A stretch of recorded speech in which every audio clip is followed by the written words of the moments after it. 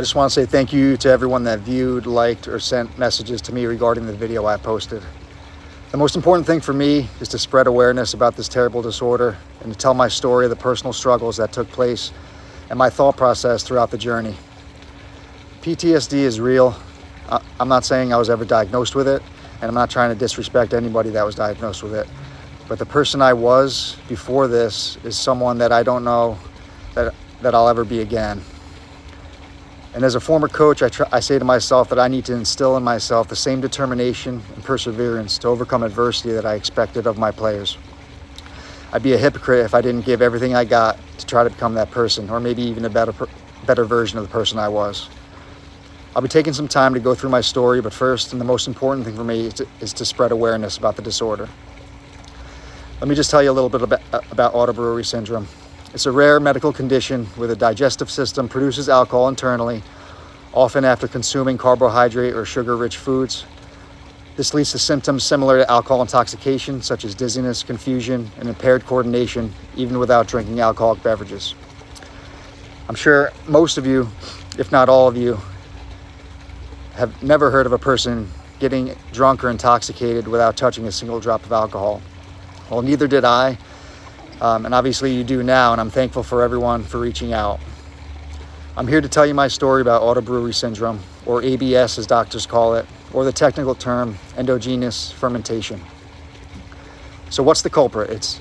The culprit's yeast, particularly a strain called Saccharomyces cerevisiae. It's the same organism bakers and brewers use. In rare cases, if the yeast overgrows in your digestive tract, it can turn carbohydrates and sugar into ethanol, which is alcohol.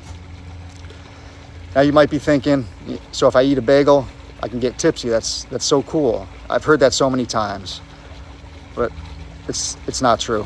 For me, it was 0 to 60, and my BAC, my blood alcohol content, would go from 0 to 0.17 in about 30 minutes, with the highest reaching about 0.26.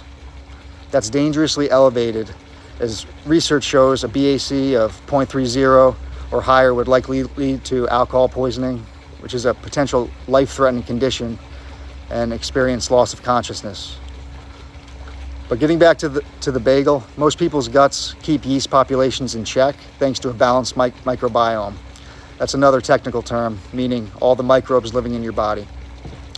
But things like diabetes or a high sugar or carbohydrate diet, or as in my case, antibiotics from a previous surgery, can lead to the yeast multiplying out of control.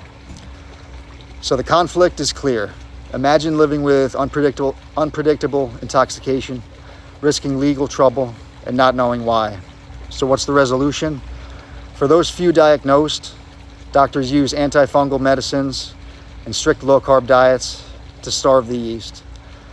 For me, it's been 0 carbs, 0 sugar since May 2019. I haven't had either one. So the next time somebody claims they're drunk on a bagel, remember, it's bizarre, but in the world of medicine, sometimes the truth is stranger than fiction.